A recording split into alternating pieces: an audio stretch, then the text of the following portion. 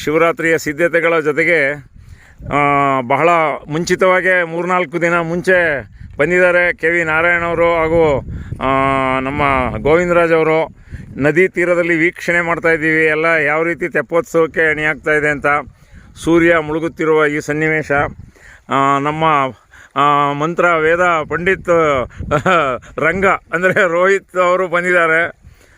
ಎಲ್ಲ ಇಲ್ಲಿ ಕಪಿಲಾ ನದಿ ತೀರದಲ್ಲಿ ನಿಮಗೆ ಈ ಒಂದು ವಿಹಂಗಮ ನೋಟವನ್ನು ವಿಡಿಯೋ ಮೂಲಕ ನಾವು ಕಳಿಸ್ತಾ ಇದ್ದೇವೆ. ಶಿವರಾತ್ರಿಯ ದಿನ ಈ ಸಂಜೆ ಇದೇ ಸಮಯಕ್ಕೆ ನಾವು ರವಿರಾಮೇಶ್ವರ ಸ್ವಾಮಿಯ ತೆಪ್ಪೋತ್ಸವವನ್ನು ಮಾಡ್ತೇವೆ.